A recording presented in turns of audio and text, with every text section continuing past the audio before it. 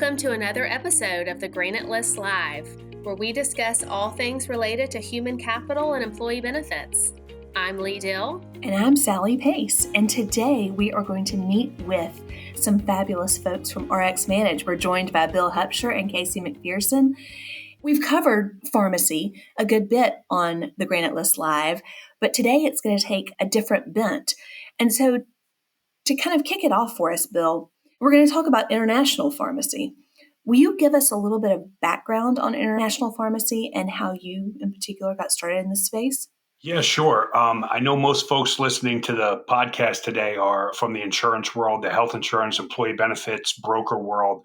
I actually didn't come from that world. I got involved in what's become my lifelong focus now for over 20 years, lowering prescription drug costs for individuals and employers because of a personal situation. My brother was diagnosed with non-Hodgkin's lymphoma when he was 27 years old. That was about 25 years ago now. But even at the time, the anti-rejection medication and the treatments from his bone marrow transplant were going to cost about $500,000.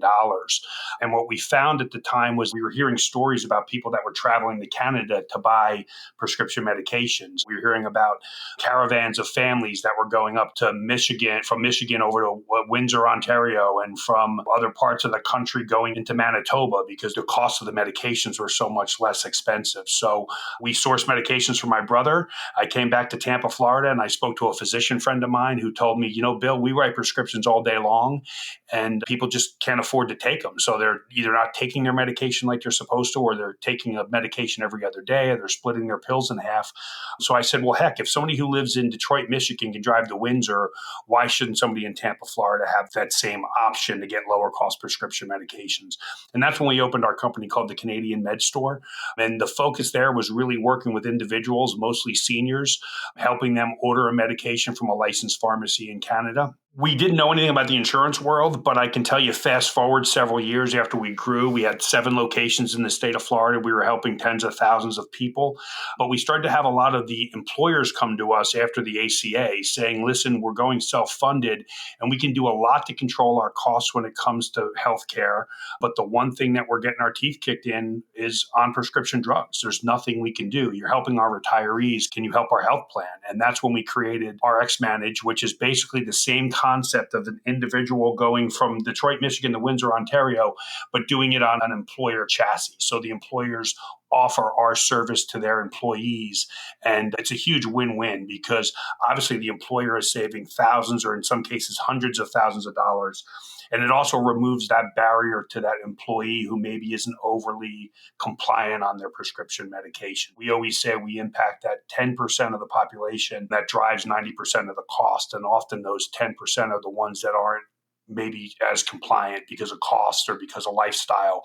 We remove that barrier of the cost at least and give folks access to affordable medication.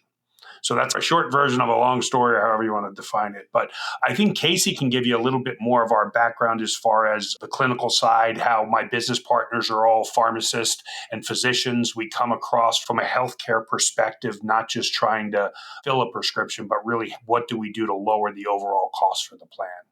We come from a background of being owned by 3 physicians, led by myself as the head licensed pharmacist. Our team is headquartered in Auckland, New Zealand, and we're very heavily staffed by pharmacists and pharmacy technicians with just a couple of support admin staff. So we approach everything we do from a very patient-centric, health-focused approach. Even though we're not actually doing the dispensing, we're not the pharmacy, we're the administration component in the middle, but we oversee every step of the process as if we were the dispensing pharmacy in terms of all the checks and balances and the way we look after the medication or the prescription. Okay, so we have a Canadian background and a New Zealand background. Tell us a little bit about how RxManage does source their medications. Are you going to those 2 countries specifically? Is it more a global base? How do y'all work together in that way? We actually have 4 countries that we source our medications through: Canada, England, Australia, and New Zealand. And we can source our supply of medication from any of those countries. I'll let Casey get more into the specifics of the pharmacy side because she is the pharmacist and oversees that side of it. But what I can tell you is from the US side, the reason that we source through those 4 countries is because they're defined as tier 1 countries, meaning that they have the same quality control standards as we would here in the United States. The other thing you'll notice is that they're all English speaking and obviously English labeled products. I say that only because France and Germany are also defined as tier 1 countries. But if we source the product through France or Germany, for example, the product would be labeled in a foreign language. And what we find is the quality would probably be the same. It would be the perception of the individual middle America employee getting that medication. There's much more of a comfort level when you're sourcing a product from England or Canada and it's labeled in English. So those are the 4 countries we utilize. Casey can speak a little bit more to the quality control and the safety protocols that we have in place. In terms of what we offer on our formulary, we have a pharmacist that's the formulary manager. He's always looking at every product to make sure that it's the same manufacturer. It's obviously going to be bioequivalent, that there's nothing different between the international product and the US-based product. So there's a bit of a process we go through there. To be on our formulary, the medication has to be same brand name medication that's available in the United States, but at a lower cost. And then at the flip side of it all, we also monitor for when medication's going generic, because we always want the employer to be paying the lowest cost possible for the medication. So if something's gone generic and it's then going to be cheaper for the member to get that locally, we make sure we redirect them to do that as well. I'm glad you covered the safety side of it because, it's interesting.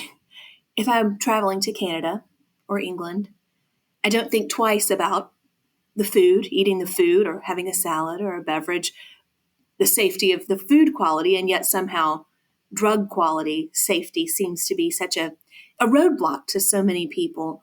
Let's also talk about price, because that's another tremendous factor. And Bill, you mentioned it in the intro as a motivator for why you started the organizations you've launched. Why is it that medications are so much cheaper internationally? That's the age-old question, isn't it? It's really a pretty simple answer, to be completely honest with you. And Casey can go a little bit more into the specifics as far as the Kiwi system, for example. But people often talk about price controls.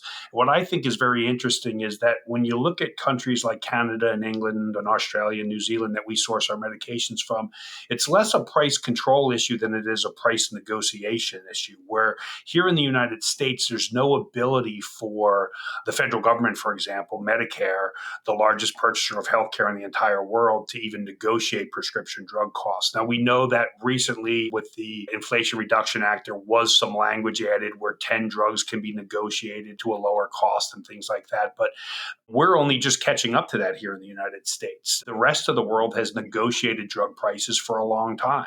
I always make the crude comparison to when you go and buy your toilet paper at Sam's Club, you're getting a whole heck of a lot better deal on a per roll than you do when you walk into a 7-Eleven and want to buy one roll. And that's the concept of a country like Canada or England or Australia saying we're going to purchase a large amount of medications. Shouldn't we be able to negotiate that down to a lower price?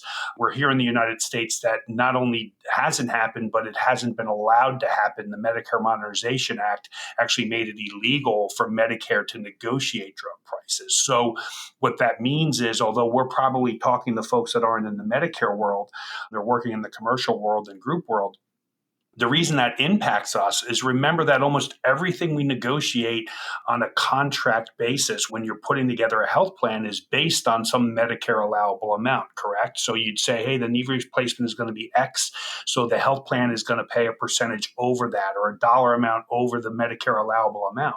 Well, guess what the Medicare allowable amount for prescription drugs are? Whatever the heck the drug companies want to charge. So it impacts not only Medicare and us as taxpayers, but it forces its itself down into the group world because now that benchmark that you would normally place it on is affinity. It can just keep going until they decide, what they want to charge. The only other thing I'll say about it is when it comes to the stakeholders that are making the argument of we need to keep drug prices high in the United States because if we don't, then somehow your grandmother is not going to get the treatment she needs. What I think is interesting is I don't disagree with that in a way that it's very, very expensive to bring a drug to market. What I do disagree with is why is it okay to say American tax holders and American business owners and American plan sponsors should be the only one footing that bill when the Kiwis and the Canucks and the Aussies and the Brits are paying, a third of what we're paying. Shouldn't we be passing some of that on to those other countries? And until then, we're offering our clients access to those lower cost negotiated drug prices that are available in all those other countries. I don't think I'd ever heard it explained that Medicare can't negotiate drug prices. That's amazing to me. I like drug sourcing is kind of like going to Amazon and finding the best price. And you just never know where that box is originally going to come from. It's the same thing. You know what, Lee? It's interesting that you say that because I say it all the time. I say if you had access to go onto Amazon and buy an iPhone from a Canadian supplier, let's just say, and remember, we're not talking about an iPhone that's manufactured not by Apple. That's manufactured by some Canadian company, so it's going to be a knockoff iPhone. We're talking about the exact same iPhone that's available at a third of the price less expensive. And if you can order that from a Canadian retailer and have that sent to you, wouldn't most of us take advantage of that opportunity? The other thing is I'll comment on to Sally's point about the safety and the question about that. You'll walk in and dine at a restaurant in London. You'll go to a restaurant or somewhere in Toronto and feel very, very comfortable dining out there, but somehow the prescription drugs are not safe. Casey's heard me say this a lot of times, but I travel to Canada, several times a year to meet with our pharmacy guys. When I visit our pharmacy in Niagara, I promise you I've yet to see dead Canadians floating over Niagara Falls because somehow they're getting counterfeit medications. And the last thing I'll say is everybody on this call, go to your supermarket on the way home today. Go to the seafood section, and I promise you that you're going to see previously frozen tilapia from Vietnam and farm-raised shrimp from Belize, and you're probably going to find salmon from somewhere in Canada.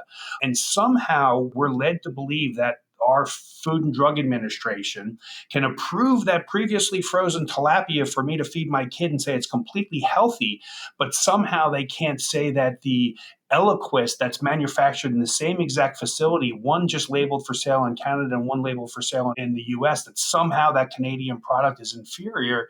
It doesn't make any sense. And if you're a logical person and you visit your seafood department today, I think that whole guise of, somehow Canadian product is inferior just doesn't make sense. Totally agree. The other big issue in your world is adherence and compliance. So what does RxManage and your team do to help people stay compliant on their medication? I think the main way that we help with that is whenever our program's being put into place in a plan, we always encourage the international component to be at a $0 copay. So we're removing the cost barrier to accessing medication for those members. And when you're thinking of especially people on specialty medication where it might be $100, $150, $200 per month to fill their specialty medication, if you can remove that and give them access at no cost, that's really significant in terms of helping them to stay compliant on their medication. They're no longer sort of having to choose between, can I pick up my Humira this month, or can I put some gas in the car or get some new shoes for my child? So I see that as a really powerful sort of way to help people in terms of making sure that they don't have to be worrying about the cost of their medication. Yeah, and Sally, one other thing I'll say about that, and I know we touched on this briefly earlier, but we always talk about the 90-10 rule. And remember that we're impacting a very small, probably percentage of overall pharmacy fills. We're impacting a very small, probably percentage of the population, but we're typically impacting because remember, we're not offering a generic drug. Nobody's getting it. No plan is going bankrupt over a $4 generic drug that you can purchase at Walmart.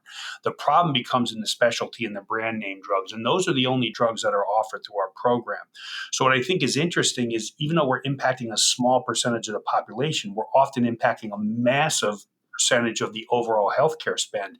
And we're also impacting that 10% of the population that is the large cost driver. So if we can get those folks more compliant, if we can get them into a healthier lifestyle because now they have access to that prescription medication, I guarantee you, if you have that 10% of your population and you get them healthier, you're going to impact the overall cost to your plan in the long run.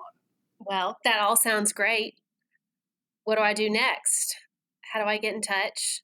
How does a group get started with you guys? Usually what I'd say is the best thing to do is for the consultant to get in touch with us. We can run some numbers for them. So send us a claims file. It can be completely de-anonymized. We'll run that. We'll show the savings. And what's great about that is we're not giving them sort of a random sample set of data. We're showing them the true potential for savings on their actual client that they have. Then they can take that to their client, and it's a really powerful demonstration of what International can do to help the plan save. So they can do that just by emailing me, Casey@globalrxmanage.com, or Bill@rxmanage.com. Get in touch that way, or they could contact us via LinkedIn. Well, thank you both very much. Thank you for not only being a fabulous part of the Granite List community. We're proud to feature RxManage on the Granite List itself, but thank you for really taking time to educate all of us on the differences and what it means to take a look at international pharmacy and to demystify it for us. We really enjoyed having you on today's show, so thank you. And thank you to our listeners for tuning in to another episode of the Granite List Live. Thank you for Granite having List. us. Thank you. Thank you for listening to this episode of the Granite List Live. Access our entire library by visiting your favorite podcast venue or subscribe on our site, thegranitelist.live.